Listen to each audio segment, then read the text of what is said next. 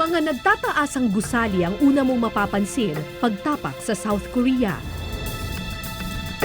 Dahil dito, madaling isiping ang Korea ay isang malaking gubat ng bakal at konkreto. Pero hindi ang mga nagtataasang gusali ang tunay na simbolo ng kanilang yaman.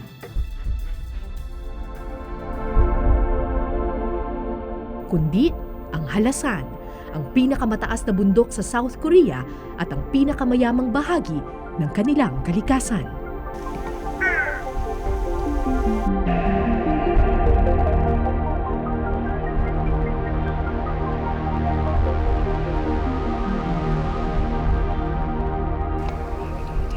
Matatagpuan sa Jeju Island sa South Korea ang Mount Hala o Halasan kung kanilang tawagin. Mula sa malayo, kamangha-mangha ang kakaibang kulay at tindig nito. Bagamat marami ng turista ang nakaakyat sa Halasan, di pa rin ito maituturing na madali. Anyway, from this area to this area, it will take about 9 hours. All right. To the common people. So it's 9 hours. Yes. It's a 9-hour walk. Yes. All right. And there are only 2 trails to take. Yeah. But another trails, we can choose this The way shorter or- trails do not go to the peak. Yes. Okay. So we're going to take the long trail. Yeah, long and difficult trail. Long and difficult trail. That's Songpanak and Gwanumsa. Alas 7 ng umaga kami nagsimulang maglakad.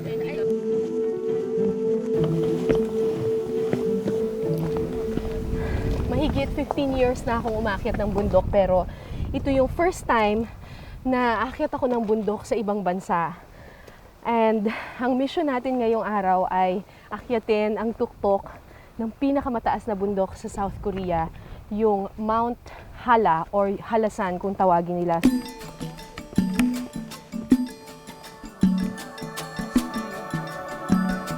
Kakayanin daw ng 9 na oras ang lakad, pero tansya ko baka abutin kami ng kalahating araw dito. Hindi matarik ang unang bahagi ng bundok at dahil sa angking ganda nito, panandalian kong nakalimutan ang pagod. Ang maganda sa Mount Halasan, nag-iiba-iba yung kulay niya kapag nagpapalit yung season. So ngayon, autumn, so lahat ng lalakaran mo, red, orange. Ganda.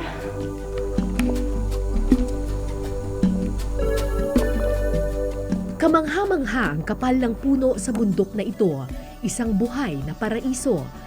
Kaya naman itinanghal na UNESCO Natural Heritage Site ang bundok Halasan.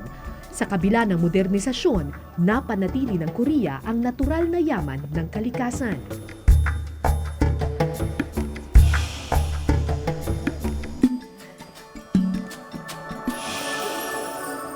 So sa part na to, iba naman yung mga puno na makikita. Puro mga pine tree. Itong Mount Hala, UNESCO World Heritage Site siya, Natural Heritage Site, kasi ang daming iba-ibang mga klase ng mga puno at saka mga halaman na makikita dito at saka well-preserved pa. So dito sa area na to, puro pine tree yung makikita. Nagtataasan.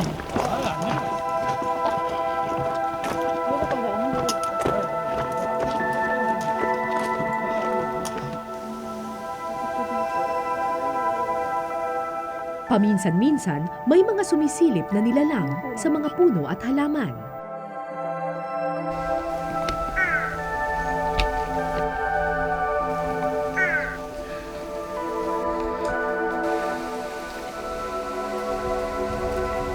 So, base dito sa signboard na to, nakaka 2.1 kilometers na tayo.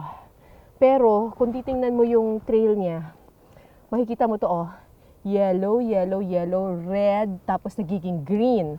So, ang natapos pa lang natin, 2.1 kilometers na yellow trail. At ang ibig sabihin ng yellow ay easy. Sisiw pa daw yun. Maraming kilometers to go. Ito ang katatakutan natin, itong red part na to, yung bandang middle. Tara! At pagkatapos nga ng ilang minuto, matatarik na bato ang sumalubong sa amin. Ano ba ito katapusan? North.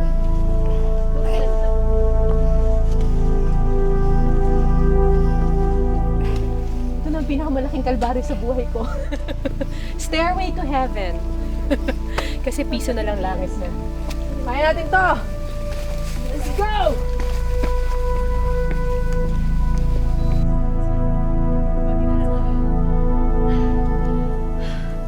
Abutin tayo sa langit. Sa taas na 1,950 meters o mahigit 6,000 feet, hindi biro ang akyatin ang Mount Hala.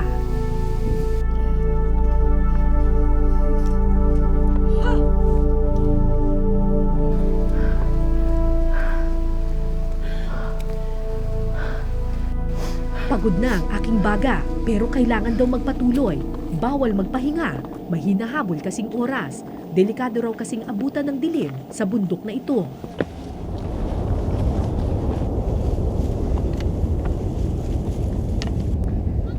Ay, buhay pa. Ayun. Sabi dito, 1,600 meters above sea level na tayo. So, 1,600 na yung altitude natin. Itong bundok na to, nasa almost 2,000 meters ang taas. So, malayo-layo pa yung lalakarin natin.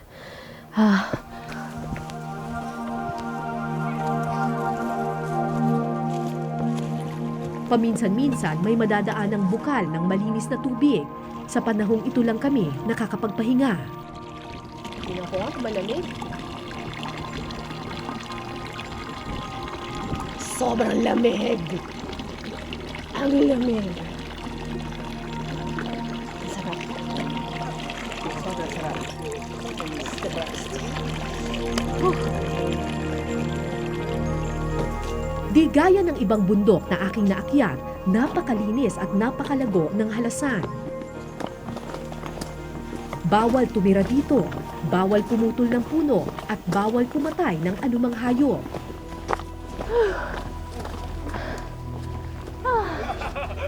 Alright. Nahilo na ako. Makakapag-math pa ba ako? 4.1 plus 1.7, 5.8 plus 0.3. So, 6.1. 6.1 kilometers na tayo. Dahil ang halasan ay isang bulkan, maraming rock formations at crater na nabuo sa paligid nito. Lamig na dito, tsaka ang lakas na talaga ng hangin. Nararamdaman mo na malapit na tayo sa tuktok. Actually, yun pa yung aakyatin namin. Kung nakikita nyo yung tuktok na yun. So, dun pa tayo aakyat. Mga 6 kilometers na yung nalalakad namin and it's really getting chilly. Itong nandito sa harap ko ngayon, ang tawag nila ay Sara Orum Lake. Actually, volcano rin ito, isang maliit na volcano sa ibaba ng Hala Mountain. Crater ito ng volcano at nalagyan lang siya na ngayon ng tubig. Ang tawag nila dito sa lake na ito ay Lake of Heaven kasi bukod sa nasa isang mataas na siya na lugar, ay kapag maganda daw yung tubig, nare-reflect daw para daw itong salamin ng kalangitan.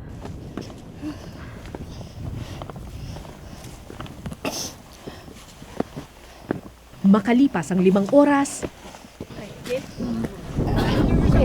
So ito na yung last stop bago natin i-assault yung summit. So, sabi dito, 2.3 kilometers na assault yun, papunta dun sa peak. Pero pinagbabawalan dito sa Mount Halasan yung magpagabi. Kasi mahirap nga, madarik yung pataakyat, tapos mahirap din yung pababa.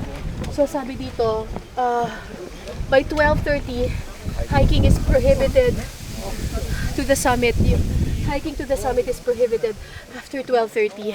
Tapos kapag kailangan, by 2 o'clock, bumababa na tayo. So ibig sabihin, from now hanggang 2 o'clock, kailangan marating natin yung peak. It's just 11:30, we're right on time. Pero we have to get going. Kailangan na natin maglakad.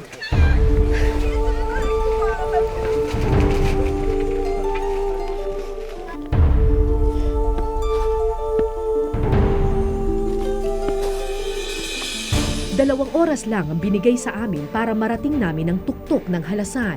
Kapag di kami umabot sa takdang oras, puwersahan kaming pabababain. Okay, less than 1 kilometer na lang. Mararating na rin natin yung taas. Yun. Tanaw mo na. So, malapit-lapit na. Konting kalbaryo na lang to. Ang problema, hindi lang matarik, napakalakas pa ng hangin paakyat sa tuktok. Medyo dito sa part na to kailangan mag-ingat kasi ang lakas ng hangin. Oh. Ang lakas ng hangin, so baka tangayin ka dun sa kabilang side. Bangin na ang nasa ilalim, nakakalula. Kinabahan ako para sa aking grupo. Kayanin kaya namin ang lamig at hampas ng malakas na hangin.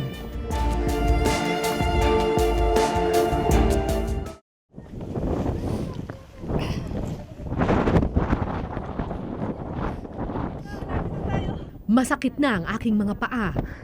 Hirap na ang aking baga, pero kailangan labanan ng pagod at lamig. Ayan na, malapit na tayo. Alright.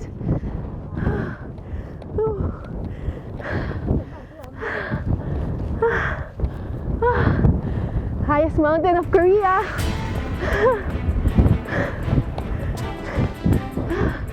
Makalipas ang ilang minuto, bumungad sa amin ang bunganga ng bulkan. Narating na rin namin ang tuktok ng halasan. Ang ganda.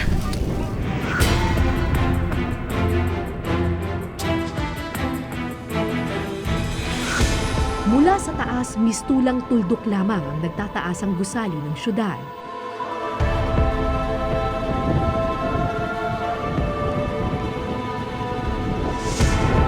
Animoy nagsasabi na sa gitna man ng modernong panahon, ang tunay na tuktok ng kaunlaran ay nasa pagpapahalaga sa kalikasan. Malapit na tayo sa baba, pero kahit dito sa area na to, kitang-kita mo pa rin yung ganda ng Mount Halasan. Nag-iiba-iba siya ng kulay. Minsan puti kapag winter, minsan yellow, minsan green.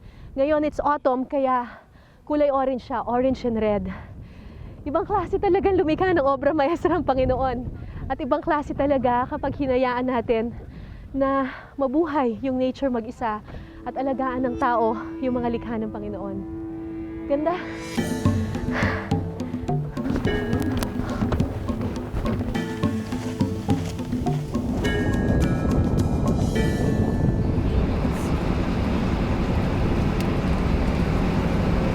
Yeah, Theater for Caves. Mula sa pinakatuktok ng Korea, pasukin naman natin ang kailaliman nito. Ang Manjanggul Cave.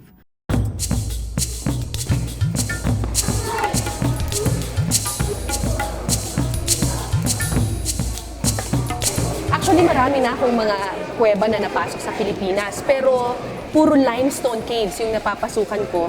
Ito, pag titingnan mo yung floor, iba eh. Hindi siya yung katulad ng mga kuweba na nakikita ko sa Pilipinas. Kasi ang totoo, itong cave na ito, lava to, na-form ito ng lava nung pumutok yung bulkan. So imagine niyo itong buong floor na to, dati yan, lava, mainit na mainit na mainit, tapos natuyo na lang, lumamig na lang at naging bato na.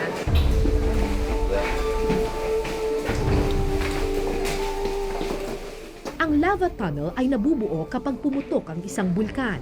Habang umaagos palabas ang mainit na lava, unti-unting natutuyo ang ibabaw nito at lumilikha ng butas o kuweba sa ilalim.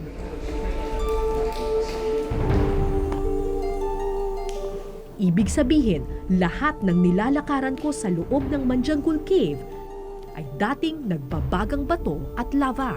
Dito sa Manjanggul, pag titingnan mo yung pader, para siyang may linya-linya, di ba? Natural yan. Kasi ang lava, kapag nagpo-flow siya, nagmamarka siya doon sa pader ng lava tube. So imagine niyo na lang, bawat isang line dyan ay marka yan ng flow ng lava. So, nung unang nag-flow yung lava, nabuo yung nasa ilalim. Tapos natuyo siya, nag-flow ulit yung sa susunod. Tapos hanggang sa pataas ng pataas. Kung bibilangin mo yan, isa lang ang ibig sabihin nito. Yung lava dito sa loob ng kuwebang ito, tuloy-tuloy at walang tigil na nagfo-flow sa loob ng mahabang panahon. Tulad ng Bulkang Halasan, UNESCO Natural Heritage Site din ang lava tunnel ng Manjanggul. Dahil sa husay ng pagkakapreserve dito, isa itong buhay na saksi ng nakaraan. So kung yung mga lines na to, indikasyon ng lava flow, ibig sabihin, noong sinaunang panahon, lagpas tao yung flow ng lava dito kasi ang taas, oh. Madaling isiping pangkaraniwang bato lamang ang mga ito. Pero kung aalamin natin ang kwento sa likod ng mga bato, isang natatagong kasaysayan ang iyong matutuklasan. So narating na natin yung dulo ng lava tunnel. Dito malalaman natin kung saan na nanggaling lahat ng lava na nag-flow dito sa loob ng tunnel na ito. Ang tawag dito ay lava column. Yung butas na nakikita ninyo, diyan nanggaling lahat ng lava, tapos nag-flow siya papasok dito sa loob ng tunnel. Yung lava column na ito, approximately 7.6 meters. It is the largest and tallest lava column in the world.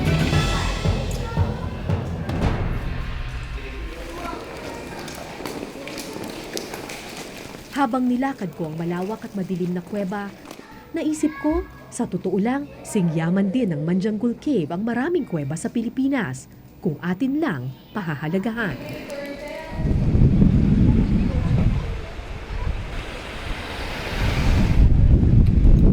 Sagrado para sa mga Koreano ang Bulkang Halasan. Ang buong Jeju Island kasi ay nabuo dahil sa pagputok nito.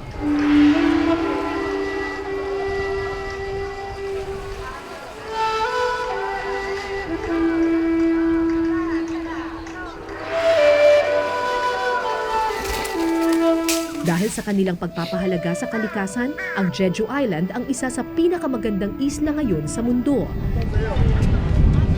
Kasama sa mga itinanghal na New Seven Wonders of Nature. Pero hindi lang ang nagagandahang likas yaman ang dinadayo dito ng mga bisita. Sa paanan ng bundok, isang maliit na tindahan ang matatanaw.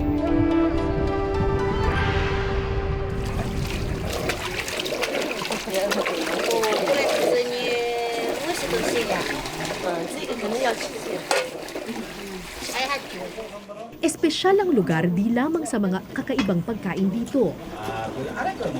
Pero dahil sa mga matatandang babae na namamahala sa lugar.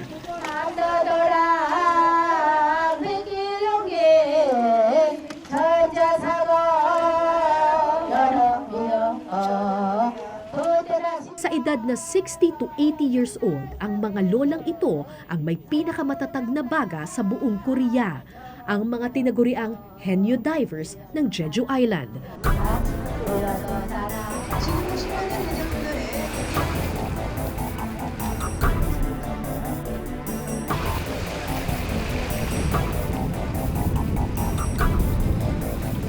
Kaya ng mga babaeng ito na sumisid hanggang 20 metrong lalim. Walang oxygen tank, walang kagamitan, lakas ng loob lamang.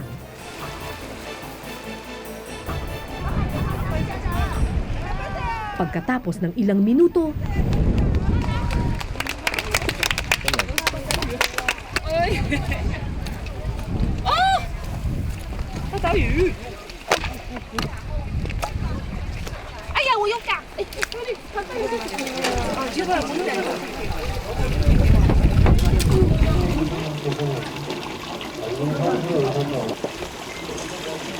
So pagkatapos mag-dive ng mga Haenyeo diver, dito nila ibebenta yung kanilang mga nakuha. So ito, abalone ang tawag dito. Tapos ito, ang tawag dito ay turban shell. Alam mo dahil fresh at saka talagang special itong ganitong klaseng mga seafood. Medyo may kamahalan ito ha. In fact, itong isang plato na to, hindi nila lulutuin, talagang raw na siya, hihiwa-hiwain nila. Nagkakahalaga to ng $48. So kulang-kulang mga almost 2,000 pesos.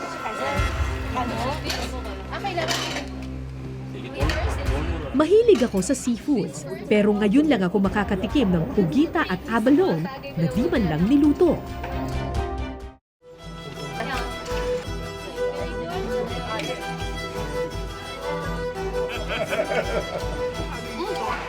Parang malansa siya. Kailangan talagang mag-shot. Kampay. When you were kampay. Kampay. One shot.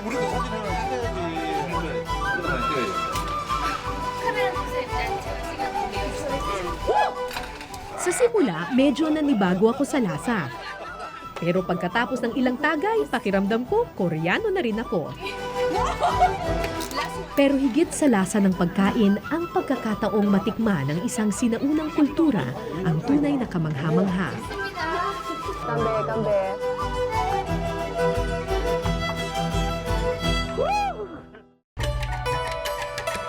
Mahigit 200 taon na ang tradisyon ng henyo o mga babaeng maninisid ng Jeju Island sa Korea. Noon daw kasi, itinuturing na mababang uri ng trabaho ang pagsisid. Kaya imbis na lalaki, babae ang gumagawa nito. Kalaunan, ang mga matatag na sirena ng dagat ang nagsilbi ng breadwinners ng kanilang pamilya. 남자들도 놀지는 않아요. 우리 그 Nagsasaka ang karamihan ng mga lalaki dito sa Jeju. Kaming mga babae, 2 trabaho namin. Kapag hindi malakas ang alon, sumisisid kami. Tapos, nagtatrabaho rin kami sa sakahan. Dito sa Jeju, mas matatag at mas malakas ang mga babae kumpara sa mga lalaki.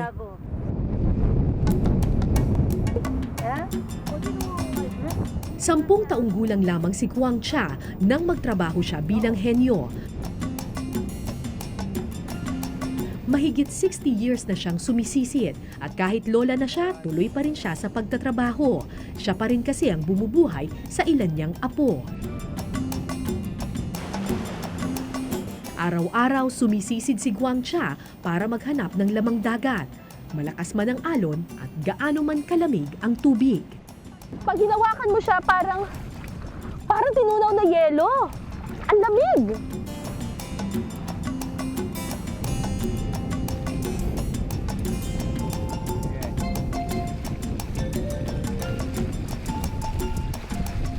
목숨이나 같고 요 물건 잡아서 여기다가 Ito ang ginagamit namin para makalutang sa tubig kapag pagod na kami. 이거 바다에 Dito nakasalalay ang aking buhay. 소라도 잡아다 놓고 Okay. 또 So this is like a floater. And then you 숨겼다가 올라와서 right. 이거 What is that? 여기 수심 Can 깊은 I 데 see? 들어갈수록 Gawa ito sa rubber at clay. Ginagamit ko ito para protektahan ang aking tenga. 그 찬흙 같은 거 그런 걸로도 이렇게 막으면 Kapag masyado na kasing malalim, pwedeng mapasukan ng tubig o di kaya'y pumutok ang eardrums ng mga henyo dahil sa pressure. Pero kung anong lakas ng kanyang baga, ganun din ang lakas ng kanyang loob. 위험은 해. 그래도 바다에 위험은 하는데 우리가 어릴 적부터 Delikado ang 배워왔기 trabahong 때문에 ito, pwede kang 다른 mamatay. 사람 보지 못하는 Pero 걸 nasanay 다 na ako at kahit 하고 papano, 있으니까 masaya na rin 또 ako sa trabahong ito. 한쪽으로는 마음이 부듯할 때도 많아. Makalipas ang ilang minuto, may dala ng biyaya ang matandang henyo. Ay! Oh my gosh!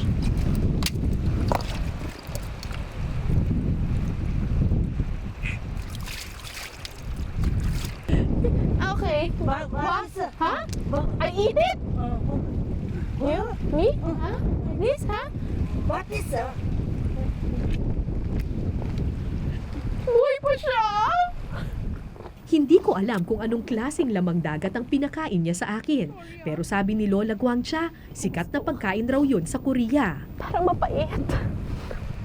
Nabalansa. Gusto mo? Maya-maya, sea urchin Ito, naman ang kakainin ko kanyang ito. biniyak. This one? Sa unang tingin, nakakapangilabot I eat this? kainin, pero nang tikman ko na, This is good. 최고지. 먹어. 아이고. One for me, one for you. nanibago ako sa lasa ng mga lamang dagat na ipinakain sa akin ni Lola. Pero dahil alam kong pinaghirapan niyang kunin ang bawat isa sa mga ito, kahit papano natuwa ako at namangha sa sipag at tatag ng mga babae ng Jeju.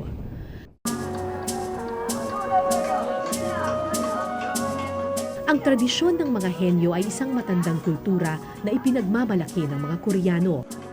Sa kasamaang palad, unti-unti nang nawawala ang tradisyong ito. Wala na kasing sumusunod sa yapak ng mga matatandang henyo.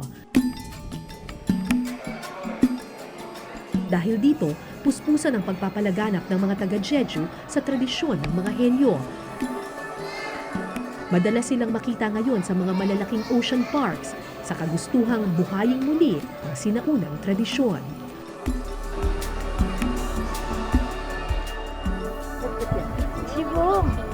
지금 외국 사람들 좋아서 해녀 학교에서 배운다 뭔다 하지만 우리 같이 Nalulungkot kami na wala ng kabataan na gustong maging henyo. Kaya nagtayo kami ng mga henyo schools para turuan ng kabataan. Pero sa ngayon, mga dayuhan lang ang karamihang nag-aaral dito.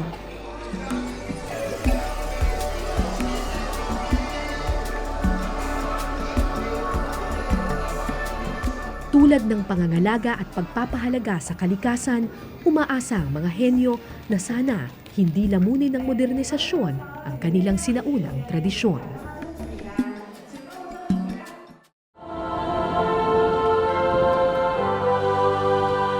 Mga nagtataasang gusali ang karaniwang simbolo ng progreso at modernisasyon ng isang lipunan. Pero sa pag-akyat ko sa tuktok ng halasan, sa pagtuklas sa kailaliman ng mga bulkan,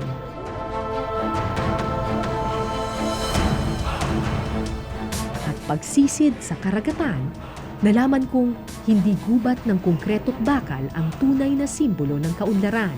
Bagkus, nasa pagpapahalaga sa likas yaman at ating kinagisnan. May puwang ang kalikasan at sinaunang tradisyon sa gitna man ng modernisasyon. Mula sa pinakamataas na bundok ng South Korea, ako po si Cara David para sa Eyewitness.